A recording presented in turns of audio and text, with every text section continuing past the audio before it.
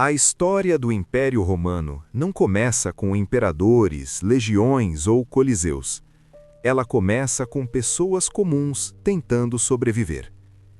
Muito antes de Roma ser Roma, a Península Itálica era ocupada por pequenos povos, vilas agrícolas e tribos guerreiras.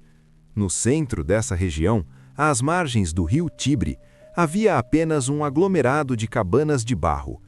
Nada ali indicava que aquele lugar se tornaria o maior império que o mundo antigo já viu.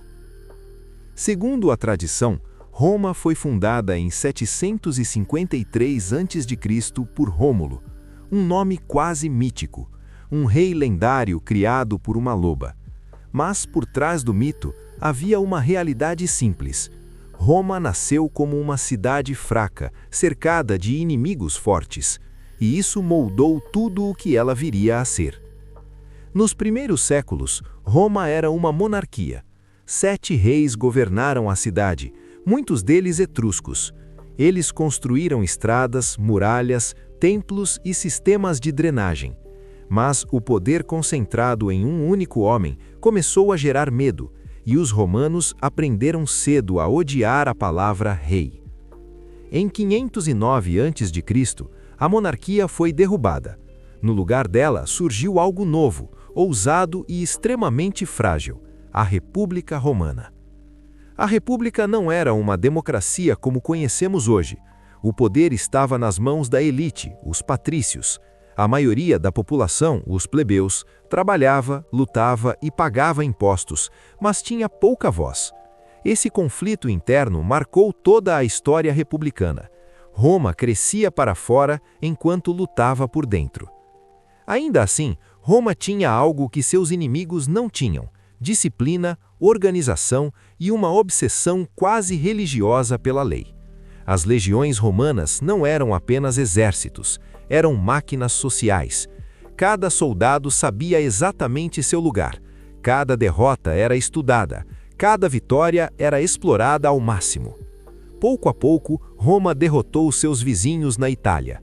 Depois veio o choque com uma potência muito maior, Cartago. As guerras púnicas foram um divisor de águas. Aníbal atravessou os Alpes com elefantes e quase destruiu Roma. Durante anos, a cidade viveu sob o medo constante de aniquilação. Mas Roma não desistiu. Nunca desistia. No fim, Cartago foi derrotada e apagada do mapa. Com isso, Roma deixou de ser apenas uma potência regional. Ela se tornou uma força mediterrânea. A riqueza começou a fluir, escravos chegaram aos milhões, terras foram concentradas nas mãos de poucos. O pequeno agricultor romano, base da República, começou a desaparecer. Em seu lugar, surgiu uma massa urbana pobre, dependente de pão e entretenimento. Foi nesse cenário que apareceram homens ambiciosos demais para caber dentro da República. Generais como Mário, Sila, Pompeu e, finalmente, Júlio César. As legiões já não eram leais ao Estado, mas sim aos seus comandantes. A República começou a ruir não por um golpe único, mas por uma sucessão de crises. Quando Júlio César atravessou o rio Rubicão em 49 a.C., ele não estava apenas marchando sobre Roma, estava declarando o fim de um sistema político inteiro. César venceu, governou e foi assassinado. E seu assassinato, paradoxalmente, selou o destino da República que os conspiradores diziam defender. Após anos de guerra civil, um homem saiu vitorioso: Otávio. Ele não se chamou rei, não se chamou ditador, chamou-se Augusto. Em 27 a.C., nasceu oficialmente o Império Romano. Com Augusto começou o auge, um período de estabilidade, prosperidade e expansão conhecido como Pax Romana. As fronteiras se estendiam da Britânia ao Egito, da Espanha à Mesopotâmia.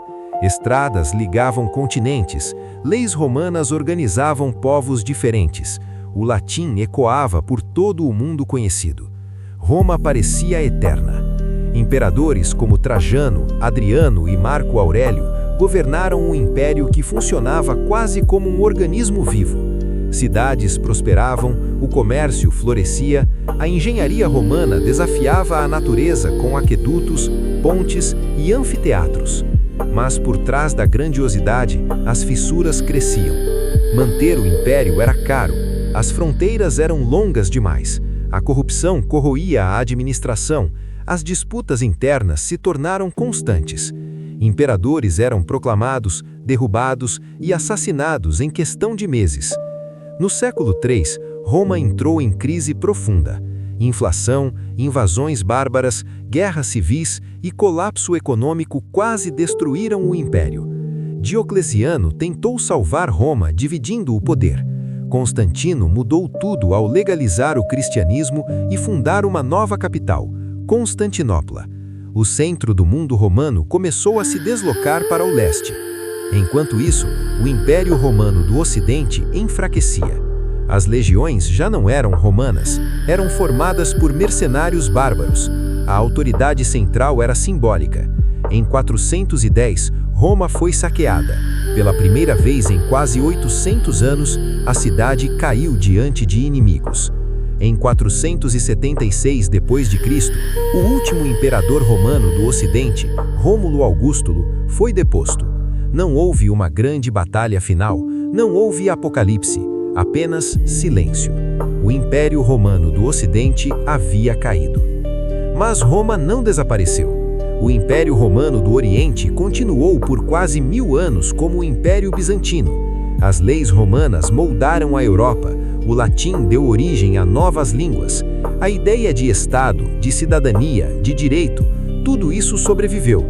Roma caiu, mas nunca morreu. Porque o verdadeiro império não era feito apenas de pedra, ouro ou exércitos, era feito de ideias.